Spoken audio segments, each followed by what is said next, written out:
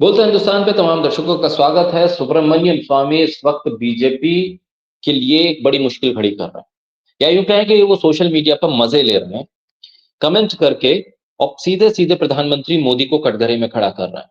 दरअसल खबर जो आई अमेरिका से कि गौतम अडानी के खिलाफ एक मामला वहां पर शुरू हो गया है।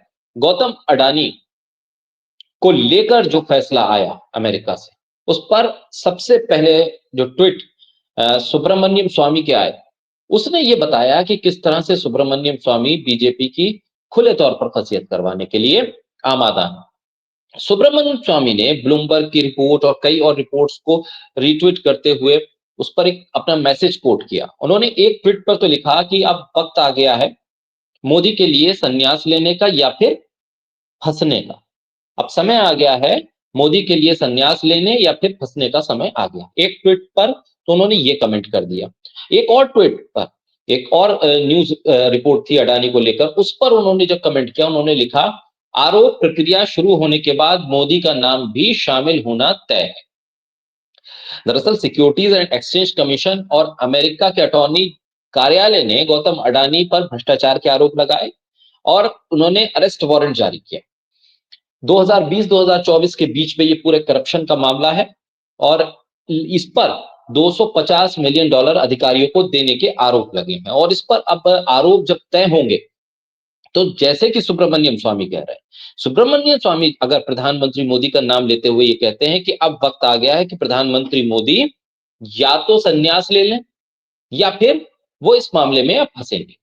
क्योंकि सुब्रमण्यम स्वामी जब भी कोई ट्वीट करते हैं, तो वो किसी न किसी खबर को कोट करके करते हैं। देखिए, मैं एक आपको ट्वीट दिखा रहा हूं जिसपे सुब्रमण्यम स्वामी ब्लूमबर्ग की रिपोर्ट जो इस करप्शन के मामले को लेकर आई है, उस पर ट्वीट करते हुए बताते हैं कि कैसे 250 मिलियन डॉलर की रिश्वत के मामले में जब गौतम अडानी पर आरोप तय हो रहे हैं, तो वक्त आ गया है मोदी के संन्यास लेने का या फिर इस मामले में फंसने का। देखिए, ये एक ट्वीट है सुब्रमण्यम स्वामी का जो सामने आया, जिसपे आखिरी लाइन में वो इस बात का जिक्र करते हैं कि प्रधानमंत्री मोदी या तो अब संन्यास लें, ये वक्त है उनके पास, या फिर अब इस मामले में फंस जाएं। क्योंकि वक्त में जो गौतम अडानी को लेकर जो मुकदमे चलेंगे, उसमें आने वाले वक्त में वो कह रहे हैं कि प्रधानमंत्री मोदी का नाम भी आ सकता है।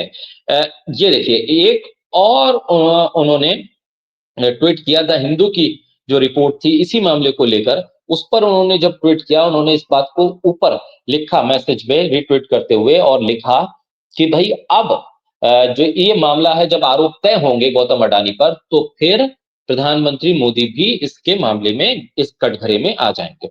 सुब्रमण्यम स्वामी दरअसल गौतम अडानी को लेकर, प्रधानमंत्री मोदी को लेकर, भारत सरकार की फाइनेंस पॉलिसी को लेकर हमेशा मुखर रहे।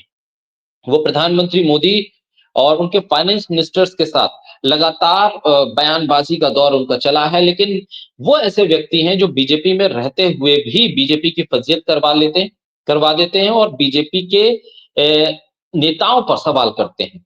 वो कांग्रेस के साथ तो नहीं है, लेकिन कभी कभी वो कुछ मुद्दों पर एक तरह से समर्थन करते हुए दिखते आते हैं।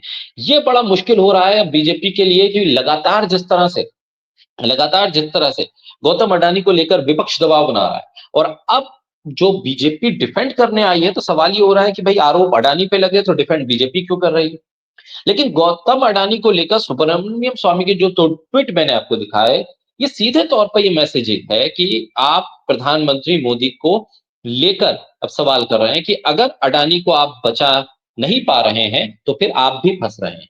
यानी अडानी के साथ आप हैं, जैसा कि राहुल गांधी कह रहे हैं अडानी और मोदी एक साथ हैं, एक हैं तो सेफ है। तो क्या सुब्रमण्यम स्वामी भी यही मानते हैं जो राहुल गांधी मानते हैं? ये बहुत गंभीर सवाल है और चुनौती भी है बीजेपी के लिए कि सुब्रमण्यम स्वामी जैसे नेता अगर सीधे तौर पर प्रधानमंत्री को इससे कनेक्ट करते हैं, तो फिर विपक्ष को तो एक वजह भी मिलती है, मौका भी मिलता है। सोशल मीडिया पे खास तौर पर ये तमाम चीजें जब ट्रेंड करती हैं, तो एक छवि जो बनी हुई है उस पर डेंट जरूर होता है। बहरहाल अब देखना होगा कि सुब्रमण्यम स्वामी के इन ट्वीट्स को बीजेपी कितना संजीदगी से लेती है और इस पर क्या प्रतिक्रिया देती भी है या नहीं देती है, और सुब्रमण्यम स्वामी जिस बात का प्रोटेक्शन कर रहे हैं वो कितना सच होता है।